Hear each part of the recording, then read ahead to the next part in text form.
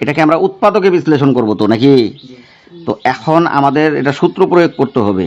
খেয়াল করো এখানে কি আছে, দেখো এই যে এক্স ওয়াই এর জায়গায় কি আছে, মানে 12xy, 12xy, মনোযোগ দাও, 12xy না?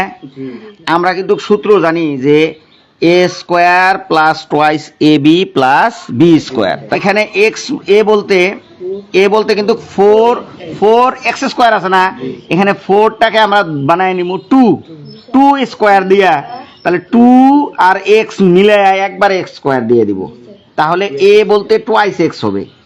ঠিক আছে, তাহলে এই অংশটা আমরা আগে সূত্র প্রয়োগ করি। ঠিক আছে, আর এটাকে আমরা এটা কিন্তু আলাদাভাবে লিখবো আমরা, যা আছে তাই আপাতত। এখানে 4x স্কোয়ার, তাহলে 4x স্কোয়ারটাকে আমরা ধরবো 2x দিয়ে একবারে হোল স্কোয়ার দিব। এতে করে আমার কি হইলো, আমাদের লাভ হইলো এই যে 2 মানে কি 2 এর উপর স্কোয়ার মানে কি 4, আর x এর উপর স্কোয়ার মানে x স্কোয়ার, তার মানে এটা ক্যালকুলেশন করলে আগের লাইনটা রিটার্ন আসে না, এসে গেল।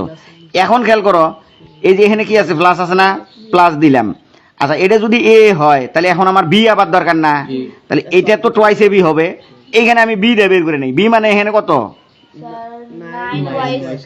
9y স্কোয়ার না, এই 9y স্কোয়ারটাকে আমরা লিখবো এই 3y দিয়ে হোল স্কোয়ার দিলাম, তাই না? তাহলে 3 3 কে 9, এই যে 9 আসলো, আর y এর উপর স্কোয়ার এটা হলো, রিটার্ন আইছে। তাহলে দেখো এটা যদি এ স্কোয়ার হয়, এটা যদি বি স্কোয়ার হয়, মাঝখানে আমার কি লাগে, টোয়াইস এ বি লাগে সূত্রের, তাই কি না? তাহলে এখানে আছে কিন্তু 12xy, তা 12 আমরা পরে দেখবো মিলে কিনা, আপাতত আমাদের সূত্র মিলানোর জন্য টোয়াইস এ বি লিখি। তাহলে সূত্রের কি 2, এ বলতে কে 2x এ, বি বলতে কে 3y, তাহলে স্কোয়ার বলো কেন? তাহলে এই যে এ স্কোয়ার প্লাস টোয়াইস, এই যে এ, এখন কি লিখবো বি বলতে কে 3y, স্কোয়ার বলো কেন? বি বলতে কে 3y, এই যে 3y হয়েছে। এই যে এ square plus twice A B plus B square হয়েছে। দ্বিতীয় পদের সাথে তৃতীয় পদ মিলছে না, এখন দেখি দ্বিতীয় পদের সাথে এই মাঝখানের দ্বিতীয় পদ মিলছে কি না দেখি। দেখো 2 2 4, 3 4 আছে 12, এই যে আর এক্স ওয়াই যে আছে 12xy মিলছে কিনা?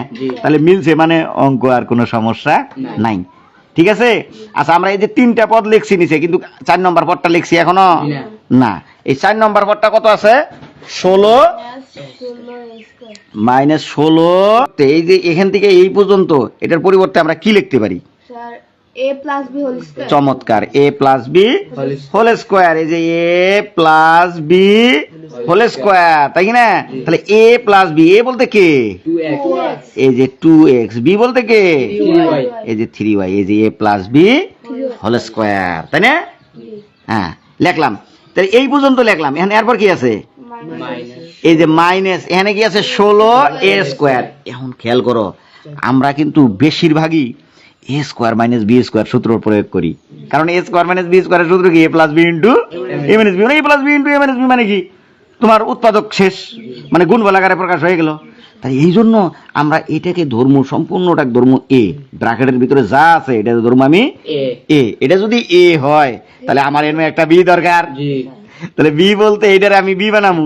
তাহলে 16a স্কোয়ার আছে, তাহলে আমরা কি করতে পারি 4, হ্যাঁ 4 এর উপর স্কোয়ার দিতে পারি, আর এর উপর স্কোয়ার আছে, একবারে দুইটা মিলে স্কোয়ার দিয়ে দিলাম।